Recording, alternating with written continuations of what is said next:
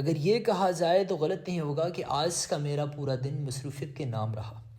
صبح سحری میں ہی یہ ڈیسائیڈ کر لیا تھا کہ آج اپنے تمام تر کام اپنے وقت پہ نپٹانے کی کوشش کروں گا۔ اسی طرح صبح اٹھ کے اپنی شیو بنائی اور جیسے ہی تیار ہو کے گھر سے باہر نکلا تو میرا ٹاکرا ان بکری کے جھنڈ کے ساتھ ہو گیا۔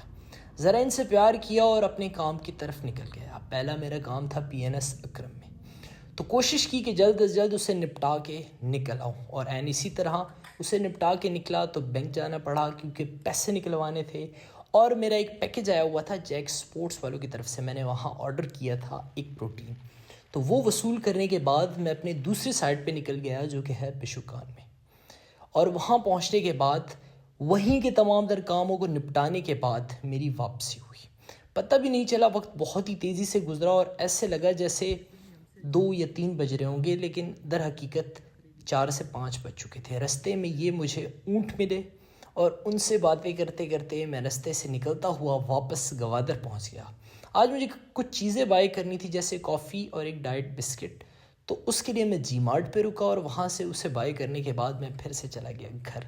پھر رستے میں مجھے وہی فروٹ والا ملا اور اس نے کہا آج میری بھی ویڈیو بناؤ، میں بھی آپ کے منی بلاگ میں آنا چاہتا ہوں۔ میں نے کہا آ جاؤ بھائی، ایک آپ کی کمی تھی۔ اس کے بعد اپنا پانی لے کر میں گھر آ گیا۔ ویسے ویٹ لفٹنگ کا ایک فائدہ یہ ہے کہ آپ اپنی بھاری چیزیں خود اٹھا سکتے ہو۔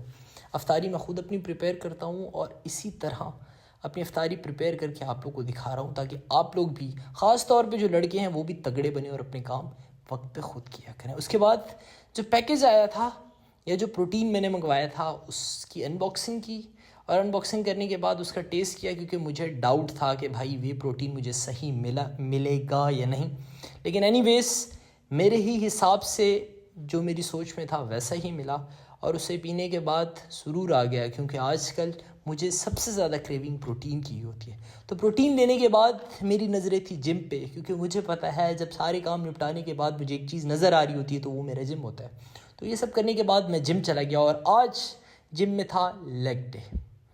خیر، league day is the hardest thing. مجھے لگتا ہے کہ جو بندہ اپنی بیسمنٹ کو اسٹرانگ کر سکتا ہے اس کا گھر مضبوط ہوتا ہے، تو لیگ ڈے کے لیے میں نے ذہن بنا لیا تھا، تو جم کے لگائی اور اس طرح میرا دن گزرا۔